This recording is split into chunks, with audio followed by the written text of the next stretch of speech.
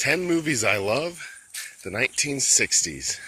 I wanted to do 2 for this decade too because I really wanted to review Lawrence of Arabia. But I already reviewed 2 3.5-hour long epics in my previous videos. So for now I will just recommend that to you. A lot of good options for the 60s. A lot of good westerns. A lot of good musicals.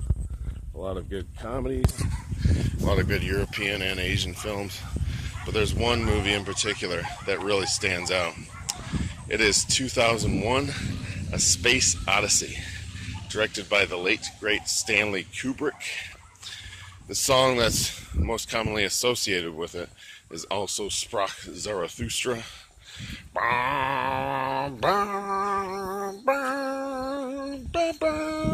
lot of people think that song was written for this movie, but it was not. It was written long before this movie came out, but Kubrick just utilized it so well and made it fit into this movie so well that people associate it with the movie. This has been heralded as the greatest sci-fi film of all time. I think it's more than just a sci-fi film. It's really its own thing. It's very unique. I don't think it could have become the movie it was had it not been for Stanley Kubrick and the freedom he had. Most sci-fi movies before this weren't taken very seriously, didn't make much money at the box office, didn't have a very big budget. But this movie had the Kubrick name attached to it, and Kubrick had become a really popular director after the success of Dr. Strangelove 4 years before this. That combined with word of mouth that this was going to be a big budget movie and have good special effects led it to be the biggest selling movie of 1968. Some hippies that went to go see it while high had an impact on the box office sales as well. But I can't say much more about that without spoiling the movie. But nevertheless, it did really well, and it had a huge impact on sci-fi films after it. The special effects in particular, this was long before CGI, and I think the special effects still hold up really well 50 years later, even better than Star Wars or Alien or any of those other pre-CGI special effects. This was also among the first sci-fi films to address the question, should artificial intelligence become so intelligent that it's more intelligent than humans?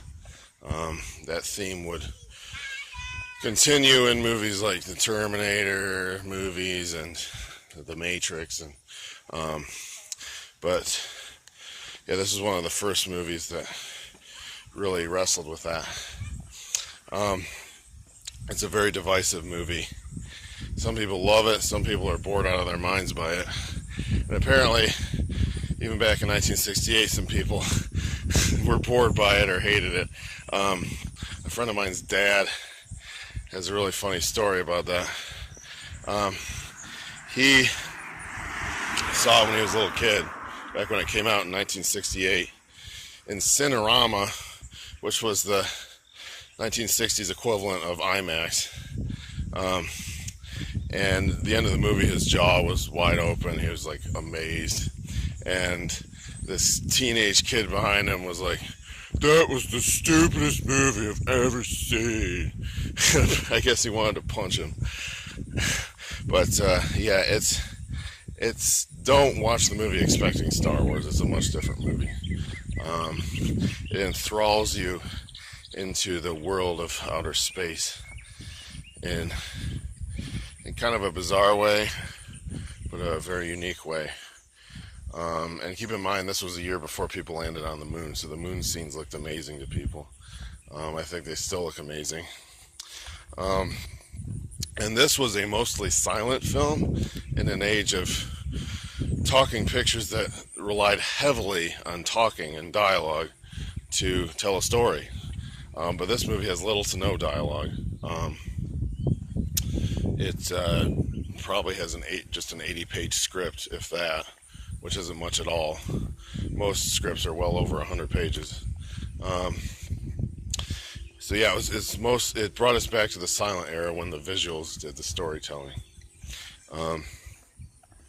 And it has an ending that will leave you scratching your head. And I think that's another thing that's so great about this movie is it doesn't spoon feed you all the answers. You have to watch and kind of interpret what it means. And there have been dozens of essays that have been written about this movie. Some talking about the Christian symbolism in the movie, Hindu symbolism in the movie,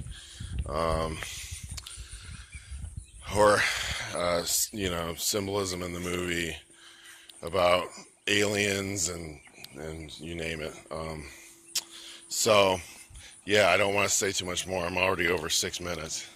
So watch it with a patient mind, a calm state of mind, and just appreciate it for what it is.